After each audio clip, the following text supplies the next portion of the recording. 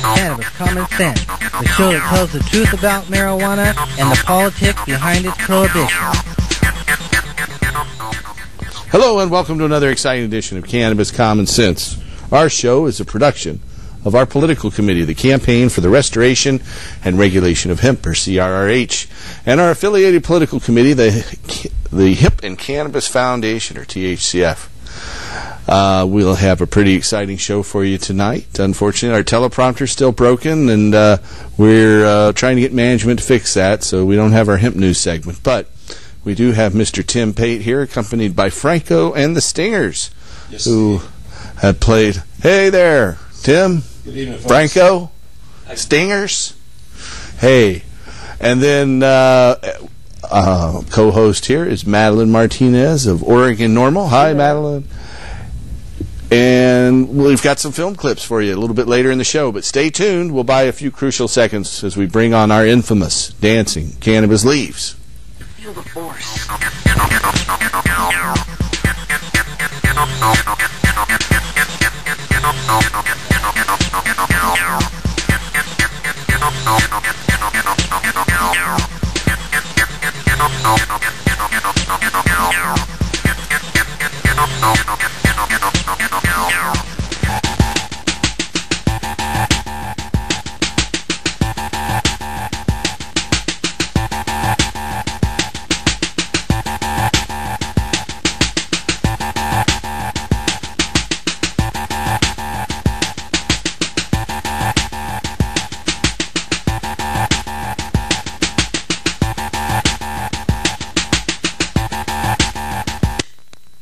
Hello, everybody.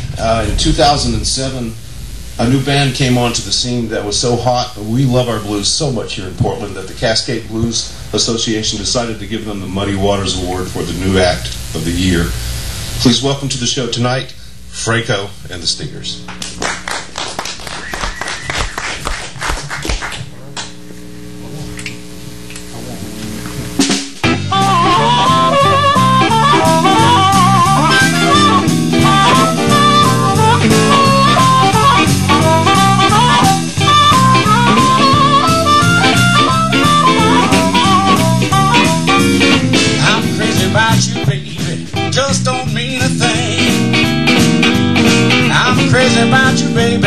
Just don't mean a thing. Cause when I hear you talking, make my eardrums ring. I love a little darling when you hold me in your arms. I love a little darling when you hold me in your arms. When it's cold outside, you know you're gonna keep me warm.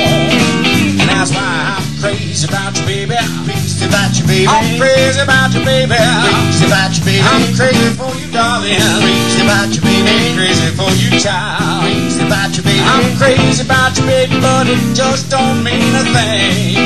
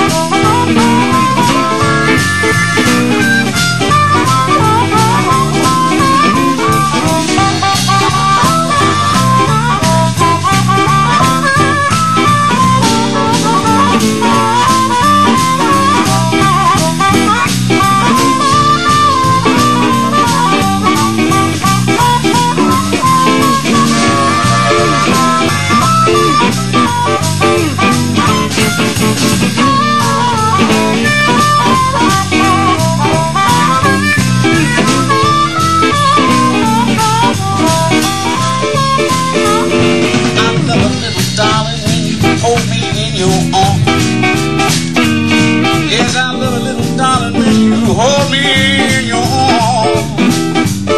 When it's cold outside, know you're gonna keep me warm. I'm crazy about you, baby, just don't mean a thing. I'm crazy about you, baby, just don't mean a thing. Oh, when I hear you talking, makes my eardrums ring. That's why I'm crazy about you, baby. Crazy about you, baby. I'm crazy about you, baby. Crazy about you, baby. I'm crazy for you, darling. Crazy about you, baby. Crazy for you, child. Crazy about you, baby. I'm crazy about you, baby, but it just don't mean, it just don't mean, no, it just don't mean I'm crazy about you, baby. Crazy about you, baby. I'm crazy about you, baby. Crazy about you, baby. I'm crazy for you, darling. Crazy about you, baby. It's crazy for you, child. Crazy about you, baby. I'm crazy about you, baby, but it just don't mean a thing.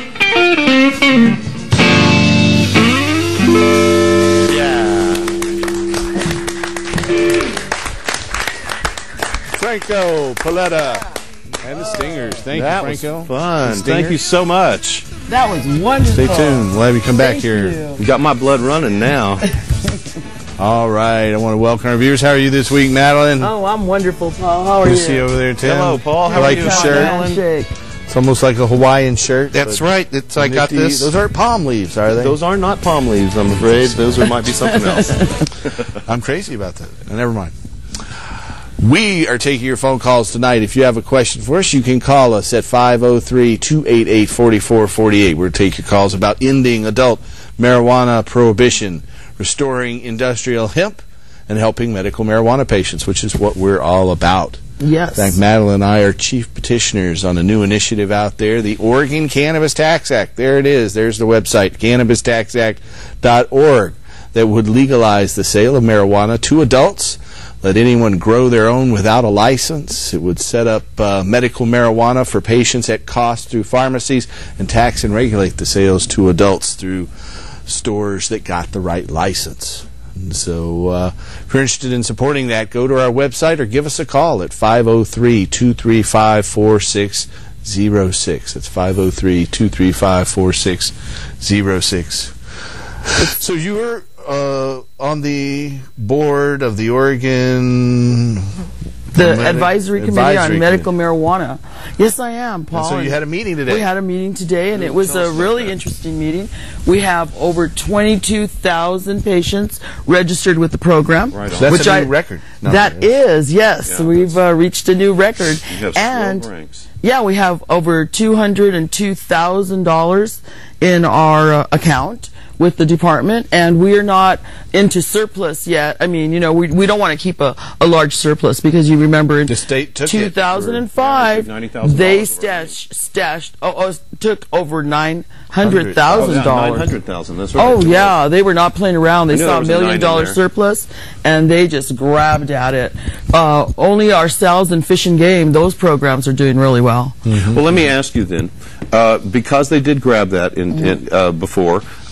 And that was that money went to the general fund, and it just was dispersed throughout for the state. It became state tax funds at that point. What's going to happen now? If we do have that money in 2005? 2005. If that money is in there now, is that money still rateable, or is it money that can stay? Well, the money's been gone and spent. No, I don't never mean get it back. No, I don't mean the 900,000. Right. I mean the 200,000 you said was in the account right now. Well, we're working with our accountant with the Department of Human Services, and what they're trying to do is keep our surplus down so that we never again get tapped like that. Okay. And so they're keeping it down by bringing down the fees for patients, which we brought it down to $20. We just recently added food stamps. If you qualify for food stamps, then you qualify for the $20 discounted fee.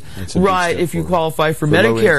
Yes. Are they going to reduce the fee for the average patient? It's $100 now. I know they reduced it one time to $50 and then went back up. Right. Are they going to change that again? Because they... Well, it began at $150, and then we reduced it for a while, but then we went back up because we wanted to balance it out. For those of us who could afford the $100 fee, we would rather have those who can't get the discounted fee at $20, and so we left it at that. But what we're trying to do right now is just keep it level so that we don't have such a surplus. You know, we just want to keep. We're going to be hiring some new employees at the department, so that the program, so that we can get those cards moving out really quickly. Yeah. So in other words, it's being managed well, and it's not got a surplus, so the pricing is approximately correct right now. Exactly. That's the ticket. We want to keep that surplus down so that we never get that money taken away from us again. Yeah.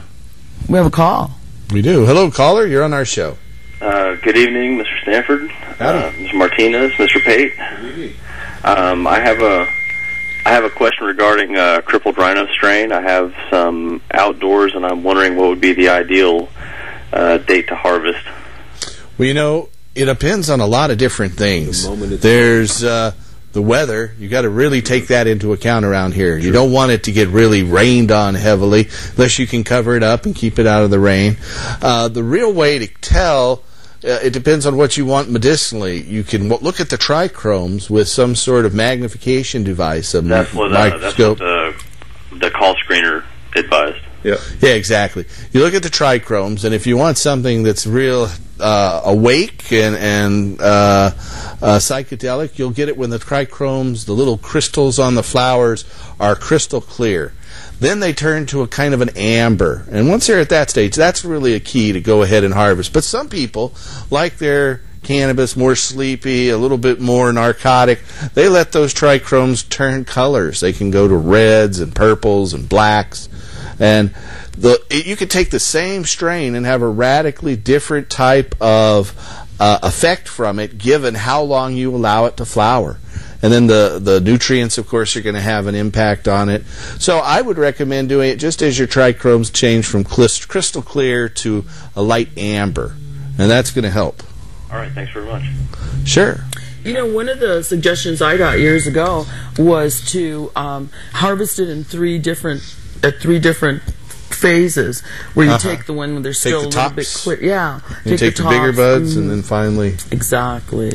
That's another way to do it. If I was going to say a date in this climate, I would say about October 15th. Yeah. That's kind of the ideal date if you can let it go that long. If you're out there and you have a question about ending adult marijuana prohibition, restoring industrial hemp, helping medical marijuana patients, or questions about cultivation, give us a call at 503-288-4448. That's 503-288-4448. We'll be taking calls for about another 45 minutes or so, so you got time if you can get through. Yeah, and I want to encourage all of you out there to think about getting involved in the Oregon Cannabis Tax Act campaign.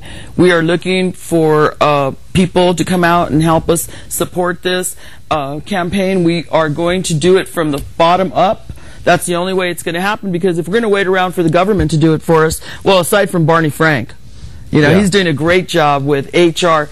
5843, and you should contact your representative and let them know. We're pretty lucky here. We've got Earl Blumenauer, who's really also supporter of that, co-sponsor of it. True. But you know, call up your legislators, call Washington, let them know that you support this and you want them to support it. We have some nifty new bumper stickers that you brought out there tonight. So if you want to get some of those, you might come by. We'll get Camera 2 to close in on it. She's good at closing in on things. Oh, there she is. She's multi-talent. There it is. Fund state programs, not the black market. Control cannabis. Support industrial hemp. The Oregon Cannabis Tax Act 2010. There's the website, octa2010.org, or the phone number, 888-OCTA-2010. Thanks, Russ. He's done a good job of getting those numbers locked in. He did. Then great job. The general website down there, if you've got a little bit more time to type it in, is cannabistaxact.org. But they'll both get you to the same website. So True. Right. Gotta enjoy that. We're looking for a solution to our energy and our economic crisis here in the state of Oregon, and the Oregon Cannabis Tax Act is exactly that. It solves those problems by, you know, growing industrial hemp. And Paul, you've got all the information in your head. I love to listen to you talk about how we can convert hemp seeds into oil and then feed people. So why don't you tell us that? Well, you know, the study that I often quote here is the one from Notre Dame University, and it was published in a magazine called The Midlands Naturalist. And it said that an acre of hemp produces 8,000 pounds of hemp seed. Now, they tested feral hemp or wild hemp in southern Illinois, and that's the name of the article in the Midlands Naturalist, feral hemp in southern Illinois. So you get 8,000 pounds of hemp seed per acre from 3 to 5% THC plants. And then you take those 8,000 pounds and you press it, and you end up with 300 gallons of hemp seed oil and 6,000 pounds of high-protein hemp seed cake. Now, the next most productive seed oil crops are canola, also known as rapeseed, soybeans, and sunflower seeds. Each of those produce 100 to 120 gallons per acre. But the feral hemp will produce over 300 gallons per acre with 6,000 pounds or 3 tons of protein left over. The other byproduct from an acre of hemp is 25 tons of bast fiber. That's the interior woody part of a hemp stalk. And then the outer bark is used for canvas, rope, lace, and linen. You've got the bast fiber and the hurd fiber. Typically, you'll get 6 to 10 tons of bast fiber for canvas, rope, lace, and linen, and 25 tons of hemp hurd fiber per acre. So you get all of those from the same plant. And I had the honor of importing hemp paper and fabric from Asia and Europe as a business from 1990 through 97. So I have a lot of experience in specifically the non-wood paper industry. Boy, and you have those facts down. I think it's wonderful when we share that with people out there who don't even realize it. You know, the other day we had a coverage of the Hempstalk, and we got them to finally put Hemp for Victory on TV. On Fox TV. That was quite. We'll have that clip here in just a minute. Right. I understand we have another caller, though. Hello, caller. You're on the show. Hey, how's it going, y'all? Pretty well. How are you? I want to tell you guys, you guys' show has really improved over the years. I've been watching since the beginning, and you guys are really doing great. Thank you very much. Practice makes perfect, too. Well, maybe not perfect.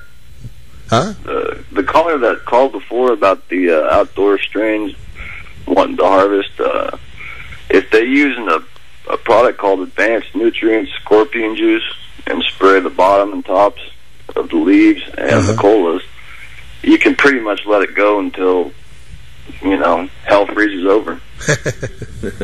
Yeah, those are plant hormones. I forget which ones. I think choline, and I can't remember. There's so many different products out there that they have to tweak our favorite herb nowadays. Yeah, that's true. Advanced Nutrients is on the cutting edge of those. Yeah, absolutely. And the tarantula, all that stuff, really good stuff. All right. I have a question about train wreck. I have cutting a train wreck, and I'd like to let it get ambered trichomes. But every time I try to get it into that 8.5 week time, it starts popping out little bananas, little male pollen sacs. Train wreck is a blend of several strains, and it all depends on which gene, which cutting you got. You can take 100 seeds and have quite a variation even within one single strain. So I would maybe try to get a different cutting that will go a little bit longer. Well, if you can find one out there. The Casanova work at all, do you think? I don't know. I'm not sure. Okay. I can't answer that one. I'll give that a try. All right. You guys keep up the good work, and have a good show. All right. Thanks for watching. Thank you. Thanks for calling. So many strains out there, How in the world do we all keep up with all the names anymore? Well, there's a whole series of books out there by Jason King. Yeah. I think he's working on his 4th volume right now. Really? He's gone around and cataloged a lot of them. I know he has some imitators out there. There's after Jason King came out with his Canna Bible, the infamous imitator Rosenthal started coming out with his big book of buds, and so I still like the Canna Bibles a little better myself. But it's hard to track them all. But there's hundreds, literally hundreds anymore. You look through some of the cannabis culture magazines out of BC, where those Canadian entrepreneurs are selling all those seeds. They have 500, 600, 700 different varieties. Exactly. Exactly, and Amsterdam was the same way. There was just so much going on over there. How in the world can you even try everything to be an appropriate judge? I don't think you can. And talking about either. that, you guys need to just gave me the perfect lead-in to the Oregon Medical Cannabis Awards. Oh yeah, right. We're excited about that. It's happening now. December the 13th. December the 13th. But we need your entries now, and we're almost capped out on our judges. We've only got a couple of spots left. So I'm surprised they lasted this long. I know it. I am so surprised. Actually, some people, people do send their stuff in and they don't send the right ID, and we will not accept anything without the proper ID. And so I'm kind of waiting on a couple of people. I hope they rush it in. You know who you are, because we already contacted you out there. But only the most confident growers put their strains in to be judged by our patients. So if you're out there and you have the winner, we're waiting for it, so send your paperwork in. Now, who's playing this year? You got some big acts coming this year, don't you? We have Alan St. Pierre, the executive director of NORML, the National Organization for the Reform of Marijuana Laws, which you are local representative of the local chapter and on the board of directors of the national organization. I'm on the board of directors of National NORML. It's really exciting. I'm going to be on one of the panels this year, as is Russ Balville, our associate director. I'm going to be on pot, politics, and beyond. At the Berkeley National Convention coming up, what is it, October 19th? October 17th and 18th. Yes, in Berkeley, California, Doubletree Marina. So you should go out there and get your tickets and get involved. It's a wonderful conference, full of information, just people from across the nation. And, we've even had people from Israel and just all over. To find out more about that national conference, go to norml.org, N-O-R-M-L. To find out more about the Oregon Medical Cannabis Awards, you go to ornorml.org. Now, Oregon NORML. I just found out this last week that myself and all of the other people on the staff at the Seattle Hemp Fest were awarded the High Times Cannabis Activist of the Year award. All right, well, congratulations. That's great. Oh, did you really? Well, there you go. So that was rather a nice thing to have happen after such a successful number of shows that we've had. So we have another caller here. Hello, caller. You are on the show. Hi, I got a problem. I'm a patient and I'm my own grower, but I need to take some time off. If I don't have someone listed as a caregiver, could they possibly be in trouble if they came by and took care of my plants for me? You need to work on your paperwork and include them as one of the people taking care of your garden, and that you won't have a problem. You can add them in a change form temporarily and then change it back later on. Then they get an actual ID. However, if you have somebody in your grow space and it's legal and you're within your limits, then it still should be a protected garden. And those people shouldn't, as long as they're over age, then there shouldn't be a problem. Okay, thank you. And it really is better for you to put somebody on, to take the time. It's not that hard to do, and it only take you. And it's better to be safe than sorry. Yes. It doesn't cost anything extra. It doesn't cost you anything, and it really protects you and it protects them. Recently, there was a case where someone helped a patient move their medicine because they were moving to a different home. And they actually got charged. They were stopped and charged, and the police ruled they weren't protected. Even though the plants were protected, that person was convicted of illegally cultivating marijuana. So you should really protect that other patient and yourself, because you could jeopardize your whole garden. All right. Thank you for your help. All right. You're welcome. Yeah, I always think you should, just weigh on the side of safety. It doesn't matter. Right. We have provided for that in the laws. And exactly. So, that's why they pay the fee. That's why we pay the protection money. Let's use it, I'm sorry, I have to say that. That's true. No problem. If you're out there and you have a question for us tonight, give us a call at 503-288-4448. That's 503-288-4448. It's September 19th, Friday night. If you're not watching on Friday, September 9th, don't call that number. But just watch. You can call our office, though. If you want to call our office, that's 503-235-4606. That's 503-235-4606. So we have a few show and tell items. I know the past few weeks I haven't got around to my show and tell.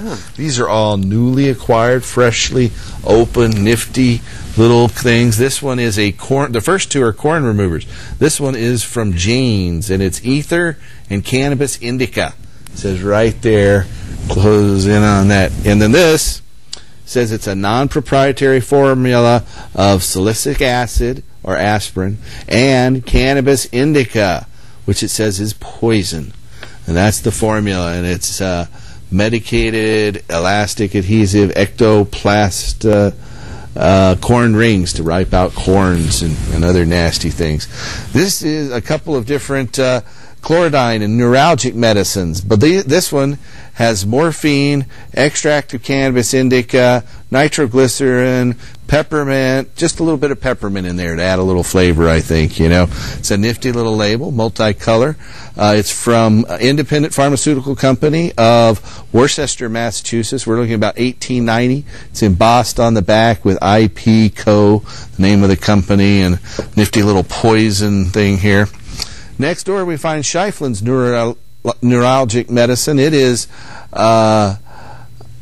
cannabis and opium and other nifty things from Shiflin's in Philadelphia. This also is a neurological medicine, and it's from Park Davis of Detroit, Michigan, and it is opium extract and cannabis and a lot of other little things in there, and that's from Park Davis. And this last one is tonight's piece de resistance. It's powdered extract of Indian cannabis from Park Davis.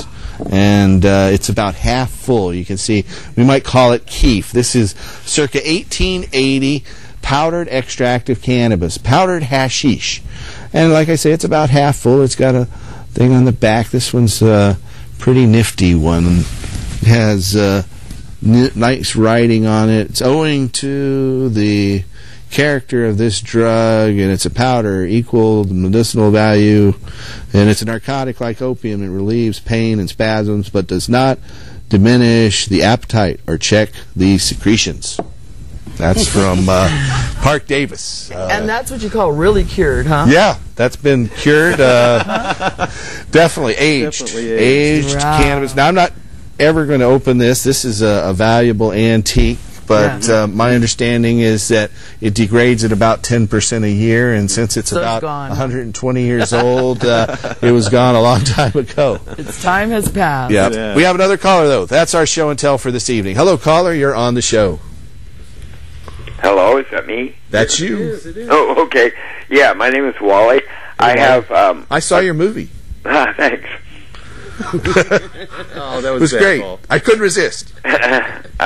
Wally. My wife recently has been okayed for medical marijuana. Hooray! And the gentleman at the center that helped us out with all of that gave me a recipe of turning the leaf into capsules. Flour, and then put the flour into coconut oil and capsulize it. Yeah.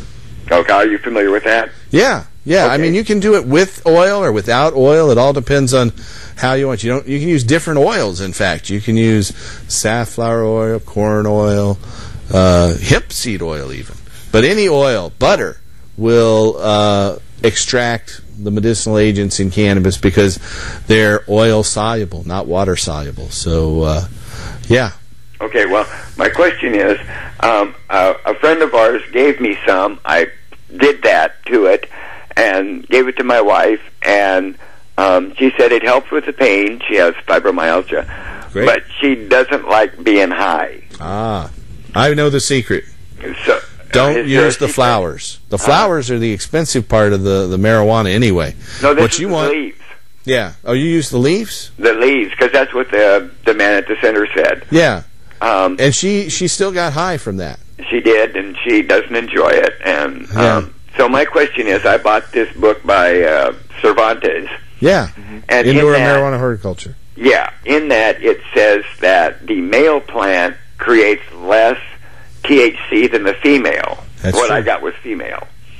Right. So I'm wondering, would the same chemistries that help her with the pain be in the males with less THC to them, to where maybe she wouldn't get high, she could just get the pain relief? Does it still have the CBDs and those? Yeah, well, the CBD is going to be found throughout the plant. What I think perhaps has happened here is you got some of what are known maybe as sugar leaves, the leaves that are up on the flower. You know, there's leaves all over the plant, including out of the flowers. What you want are more the fan leaves that are from the lower part of the plant. a lot of times people just put those back into the soil. What were you going to say? No, that's what we got. The big, you got the fan leaf. Big 5-fingered leaf. Maybe you want to try a little smaller dose. That's where I was going to say. Yeah, a little smaller dose. Maybe too much. And well, it was 100 tablet. Yeah, 00 size capsule. Just put less of the medicine in the tablet next time. I'm sorry? Put less of the medicine in the tablet next time. And just, I mean, you know, try to reduce the dosage. How much oil did you, and how much medicine was extracted out of the oil? Do you know how much oil you used and how much leaf you used? Well, it's a 50-50 mix, and it was about a quarter cup. Quarter cup of flour, powdered leaf? Flour, yeah. Heated and then blended and then... and how much oil? Well, it would have been a quarter cup of oil also. Quarter cup of oil. Yeah, maybe try a half cup of oil with your quarter cup of medicine. Or you can actually just get rid of the oil, too, and cook it at a low heat and put it right into the capsules. That'll work, too. Okay. And I would just vary your recipe a little bit and try different strengths and have her try it, you know, before bedtime and see which one works best for her. Okay, well... A little bit of experimentation. You might try to find a male plant as well. A lot of people don't keep male plants around because they want to grow the females because they get the flowers from that. Yeah, but if you take seeds, you're going to have a good variety of male and female plants. But where do you get the seeds? Well, there's some people out there that have them. You know, for our patients, we have an online forum where patients help each other, and they just give them to each other. And so if you are a medical patient, then you can get access to our private patient-only forum, and they might be able to help you there. And how also, do I go about we have that? these meetings twice a month with Oregon Normal. Oregon Normal. And they're at Mount Tabor Theater every other Saturday. What is it, the second and the fourth Saturday? Second and fourth Saturdays of the month. Yes, at 11 a.m. The doors open. And you got to be there by no later than 11:45 or so, right? Because the doors close at noon. At noon. And that's when the fun begins. And sometimes we have seeds there. Yeah. Mostly we have cuttings. Yeah. Well, I've heard that you have to be there at like 6 o'clock in the morning to be one of the first 200. No, that's not true. That's not true. It used to be that way, but now we're pretty good about getting people in pretty quick. And we went to 2 meetings a month for that one reason. Oh, okay. Yeah. And what time do you open the doors? At 11 a.m. 11 a.m. People do start lining up before that. But you don't have to be there that early. No. If you're there at 11, you'll stand in the line. If you want to be in the front and get the best seat in the house, you know, then you want to get there a little early. Not 6 a.m. though. I think that's a little pushing it. Maybe 10:30 or something. You know. People do that, but I don't think there's really a reason to do that anymore. Like Tim said, with the 2 meetings now, it's kind of thinned down. Yeah. Oh, okay. And we've got an efficient staff. We know what we're doing. And you know, it's a process that we're really good at now. So the folks at Mount Tabor Theater have opened up their doors. You know, we have a couple other events that are happening there now. That's true. Every Wednesday, there's now the Cannabis Films, right? We've got Cannabis Cinema taking place at Mount Tabor. What time is that? 7 p.m. on Wednesday evening. 7 p.m. on Wednesday evening. Come on out there. Russ Belleville's running that show. Right and then we have recently moved our after-show festivities for our patients only now at Mount Tabor Theater. We're there from about 9:30 to 11:30. And in the back room, not in the main part of the club, but we had been having those relatively close to our TV studio, but we've decided we've outgrown that space, and we're now having our after-show get-together at Mount Tabor Theater and Pub at the corner of Southeast 49th and Hawthorne Boulevard. So. Yeah, 4811 Southeast Hawthorne, to be exact. And we'll be in the sideshow. And the Cannabis Cinema is pretty exciting. I'm trying to get Russ to play grass. Woody Harrelson? Yeah. That's a good one. Yeah. It's a good one. I'm sure he'll do that. Well, there are a lot of films to choose from now. We have a library, don't we? got to get Pony Boy's film out, too. Oh, we really want to see that. You know, I watched that. It's not really about cannabis. No, it's not. No cannabis. I love Pony Boy. I saw about the first hour of it. He's a comedian. comedian. Those who don't know who Pony Boy is, he's the lead singer for the Los Marijuanos. He's great. Yeah, absolutely wonderful group. Hey. Now, as a caretaker, I'm eligible for this, right? Because Patsy doesn't get out much. Yeah, well, it's actually, these meetings are always set up for card holders. So not just patients, card holders. Okay. Patient, grower, and caregiver. Because sometimes, like you said, your patient can't get out, so we want you to be able to come out and get the necessary cuttings or excess medicine for them and knowledge that you can share with them. Okay. Thank you very much. All right. Thank you. Big help. You know, just 2 weeks ago, we had our Hempstalk Festival. We had quite the panel of celebrities here on the show that night. But as Madeline was mentioning a little bit ago, we had some excellent coverage, and one of them was Fox TV, and Madeline went out and got the video here, and we're going to roll it and come back and talk about it in just a second. So enjoy Fox TV. Move in Oregon to legalize marijuana. Folks were out gathering signatures today at this year's Hempstalk Festival. And if people with the Oregon Cannabis Tax Act get their initiative to the ballot, you could be voting on this in 2010. KPTV's Marilyn Deutsch has more tonight from the Fox 12 newsroom. Backers don't just want to smoke marijuana legally, they want to use it for industrial purposes too. See this piece of insulation? It's made from hemp. So is everything you're looking at here. At today's Hempstalk Festival, vendors tout the versatility, durability, and strength of hemp, imported to the U.S., mainly from China. Hemp enthusiasts say it could be a good, green, cash crop for Oregon farmers, if it were legal to grow here. Oregon farmers need something to produce, and hemp is the perfect product. Hemp is marijuana, but without the buzz. It's been illegal to grow marijuana, including hemp, in the U.S. since the 1950s. But that didn't used to be the case. Look at this U.S. government documentary made during World War II, urging U.S. farmers to plant hemp. American hemp must meet the needs of our Army and Navy. But there is a second part to this initiative, even more controversial. It would allow marijuana to be sold to adults at state-run liquor stores. Madeline Martinez has smoked marijuana for decades, uses it now medically with a medical marijuana card, inhaling the drug just a couple hours before our interview. She's behind the petition drive. In other words, it would legalize marijuana. Well, I like to look at it as controlling marijuana and protecting our children. Currently, they can get it at a high school. Some Oregonians say now may be the time to end the drug war against pot users. Possibly, yes. How come? Well, because I think you take the criminal element out of it. I don't think it's as dangerous as people think. Others think the idea is nuts. No, absolutely. Well, because there's too many problems with kids on drugs anyway. By the way, today's Hempstalk Festival billed itself as drug-free, but there was a little fragrance in the air. In the Fox 12 newsroom, Marilyn Deutsch, the 10 o'clock news. It was the beef I think cooking in the background. The and the beef, yes, you know, I could smell that beef cooking all over the place. Wait a minute, somebody just asked me about that beef had something in it? Where's the beef? Where's the beef? No, but I want to know how Marilyn knew the smell. That's kind of what I'm curious about. What fragrance? I don't know. She said there was a fragrance. It was about 9 in the morning when she was there. Yeah, what? And the Waking Bakers. She was standing close to Jack Hare during that interview. That explains it all. Oh, that explains it all. You know? Okay. Hey, if you're out there and you have a question for us tonight, you can call us for about another 20 minutes or so at 503-288-4448. We have another caller. Hello, caller. You're on the show. Hello? Hi. Hey, this is LK. Hey, LK. Hey. Photographer extraordinaire. Yes, indeed. Hey, I was just calling to comment about the guy that says when to harvest.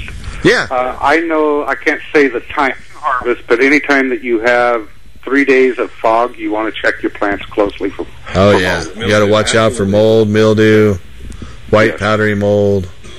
Yes, I just wanted them to keep a close eye on it anytime they get fog like that. Yeah, or rain. Or heavy dews in the morning. You got to get out there and shake that off. I just want to say, keep up the good work, guys. Excellent job. Thanks for all your help, LK. Thanks for calling. He does. He loaned me a guitar I played on the show last week. The guitar I had here was LK's guitar. And by the way, now that I have the podium here, I've got to do something that I for the last year or more, and actually 4 years, I've been working on Hempstalk. And it has been such a big pleasure to be involved with that. This past 2 years, I've been the event coordinator, and there's no way in the world we could have ever pulled it off without all of the volunteers and the thousands of hours of volunteerism. But there's one person in particular that has, throughout those years, been our leader, has been our support, has made certain that we had the money we needed to get the bands in the town and put his own name and businesses at risk to make certain that this was pulled off. And so without much more further ado, I would like to present to you Paul Stanford.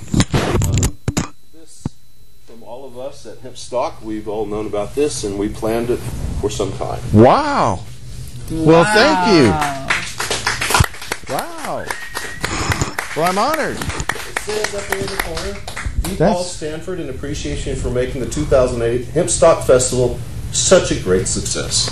Well, it's got your laminates in here. It has some buttons. It has all the posters. It has all the one poster that was signed by everybody on main stage. That is fantastic. Uh-oh, I lost my microphone. Oh, I hate it when that happens. Oh, well, can you hear me now? That is pretty darn nifty. Isn't that nice? Well, anyway, there's a whole bunch of that things up in the office, and it's ready to hang right now. I spent the last 2 weeks putting this together. I can see that is a fancy frame. So that frame was a small fortune, I think.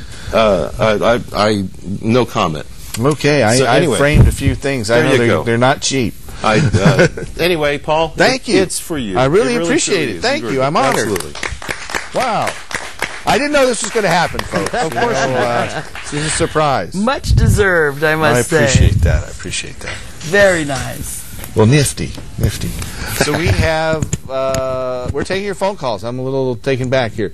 Taking your phone calls, so you can call us at 503-288-4448. That is pretty darn nifty. That's one of the neatest things I've seen around. It's got one of our... it's got an octopin in there. Yeah.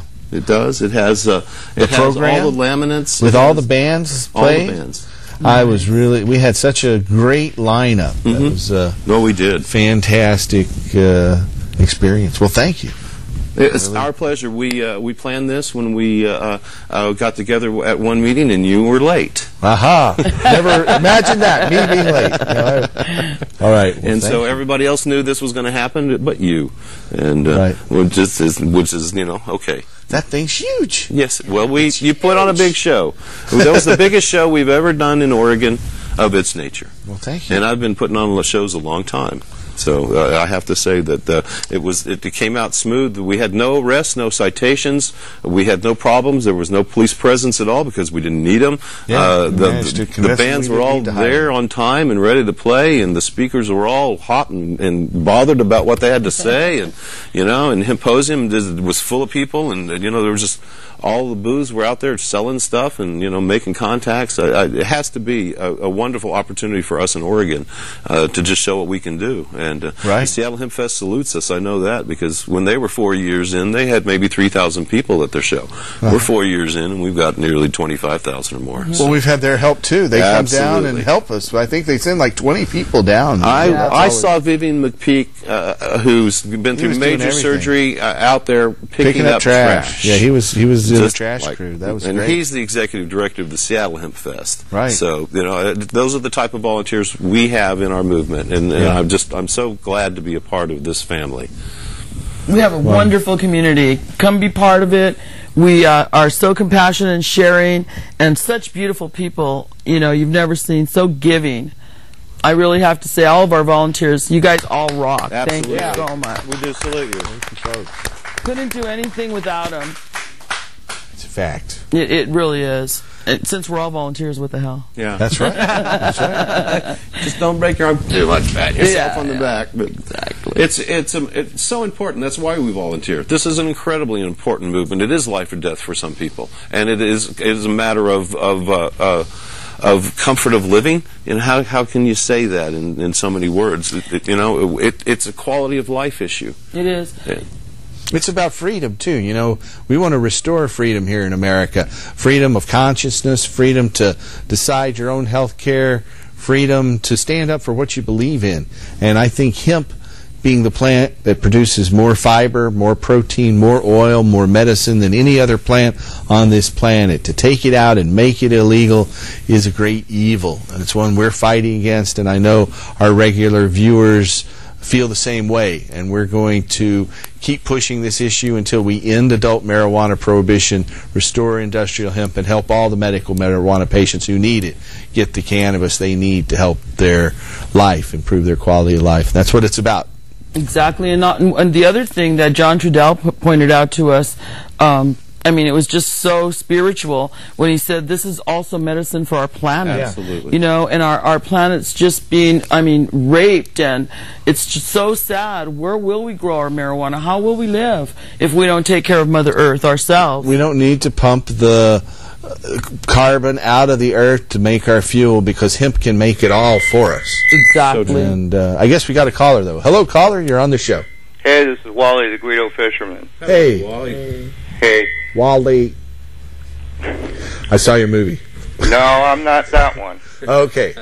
Like deja vu all over again. Yeah, really. Yeah. Well, this here is echoing. I got my thing off, I know, but you just never know. We're all volunteers here, Wally. You know, so we're sometimes have technical glitches. Yeah.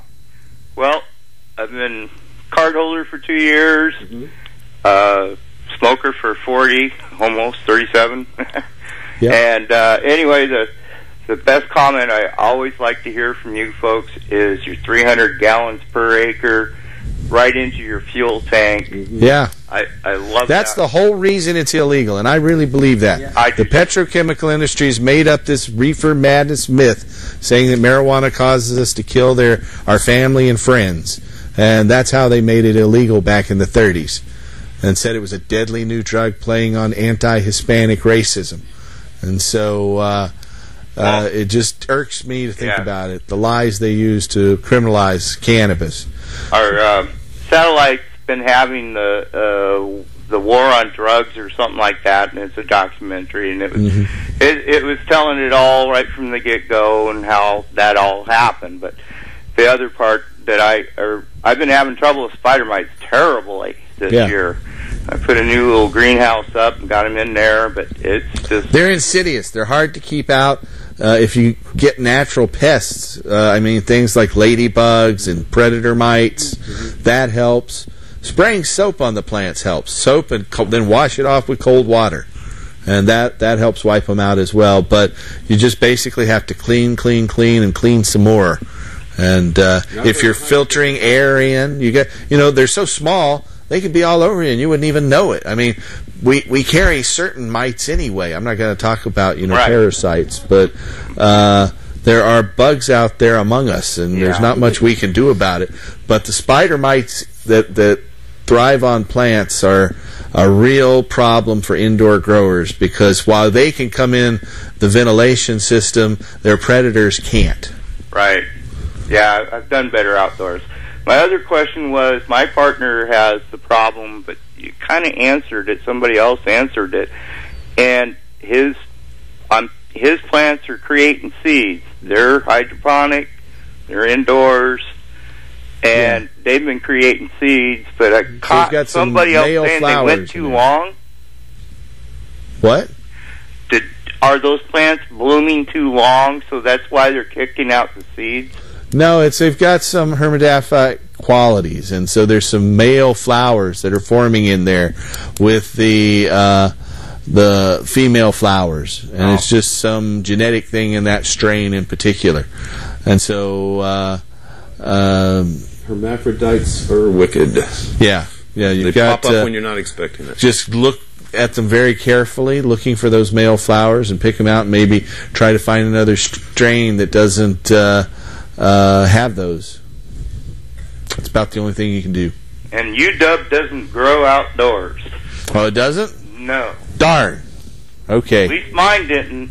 All right. Well, thanks a lot. Enjoy the show. Watch it every week. Cool, man. Try to. Thanks for watching. Thanks. Take care. Thank you. Isn't it great? You guys have such great viewers. I mean, they're That's so true. faithful. Well, it's the viewers that make the show as well. What is this? We It's have like an show audience. 480 or something. 462, I think. Is it 62? Okay, Yeah. 462.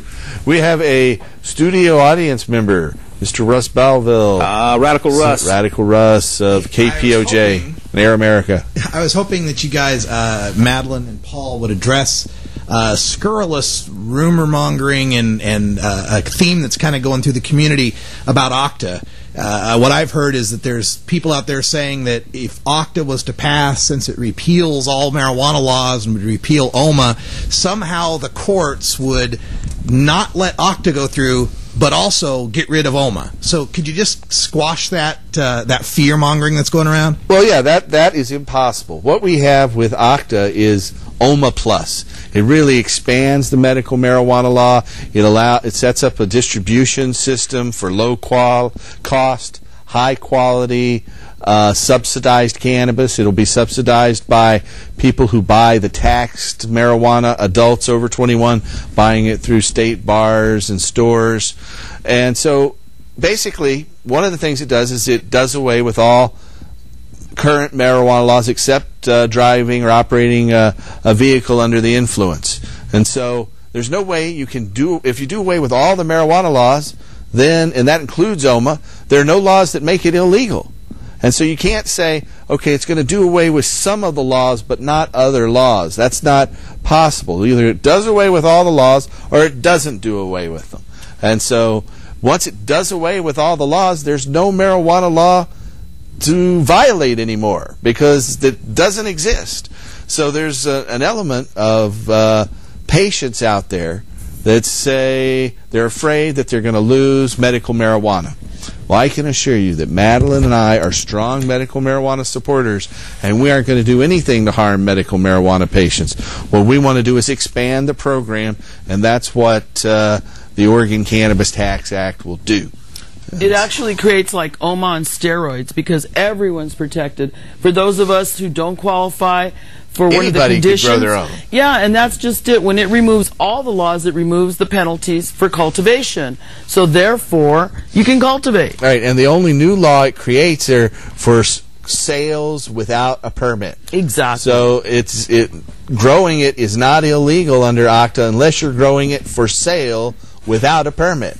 Right. And so as long as you're just growing it for yourself, for your family and friends, then anyone could be able to cultivate it without any permit from the state. And medical marijuana is a beautiful thing, but true freedom for everyone, the OMA, it leaves people behind. Yeah, even patients. Many I talk to patients all the time who are in danger of losing their children, fighting to get their children, patients who accidentally went over the limit, patients who let their cards lapse, patients who lost their cards. There are all kinds of problems, even with medical marijuana the way it is. It's a big step forward. It's really nice to not get arrested for growing medicine, but there's a whole lot of other people out there who are losing their families, losing their children, going to jail for growing a plant that's going to save this planet. The plant, hemp, will heal the earth and heal our environment and restore freedom here in our country, and that's what we're trying to do, and protect medical marijuana patients as well. Exactly. So don't listen to those stories out there. Read the law and read it over again, because once it removes all laws, that includes cultivation. There's a lot of people that are worried about it. We have another caller. Hello, caller. You're on the show. We've got to say that one more time. I was just curious about smoking marijuana for rheumatoid arthritis. Well, it works real well for all rheumatoid conditions. Any rheumatic condition, THC and CBD are shown to be very beneficial, controlling pain and controlling that condition. In fact, there are new studies out there just this week that show that cannabis stops the progression of multiple sclerosis and other neurodegenerative diseases.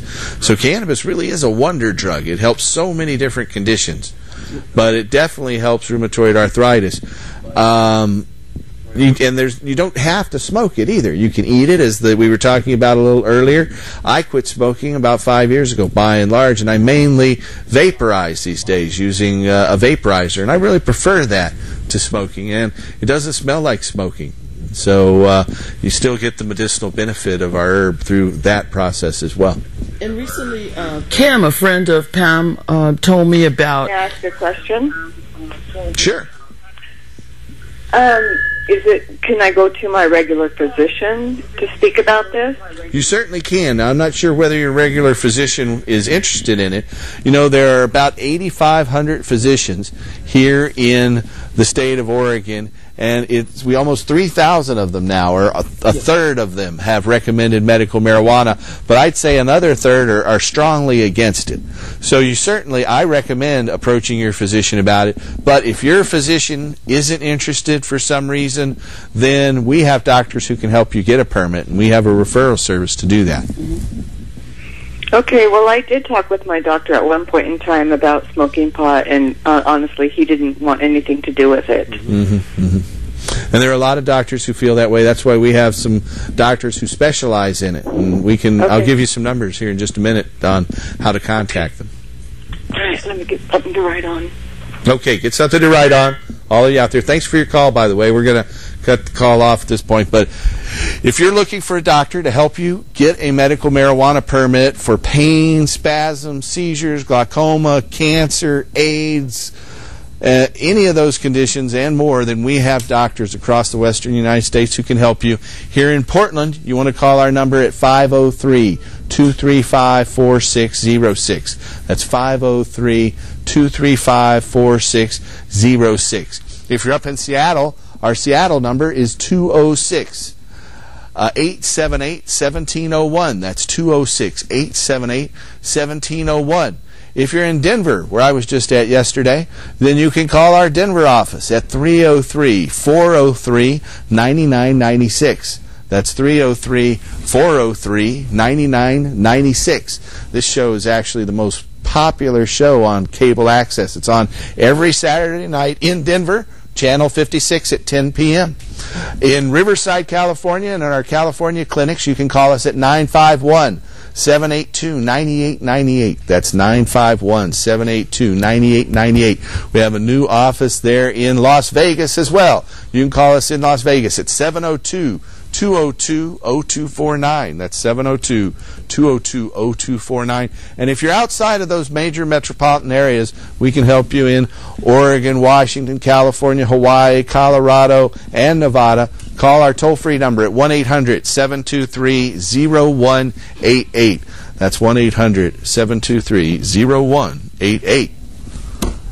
And there you have it. That's the plug. Sign the Octa. Sign the Octa. Is there anything else you want to say in closing here, Tim? I would like to say that if you want to find out more about Franco and the Stingers, you can go to their MySpace page at myspace.com, Franco and the Stingers. And now, to close out our show tonight... Let me just ask a question. Where are you guys going to be playing? If we want to come see you play, where are some good gigs we can catch you in the near future? Next month we'll be at the CI Bar and Grill in Tualatin on October 3rd.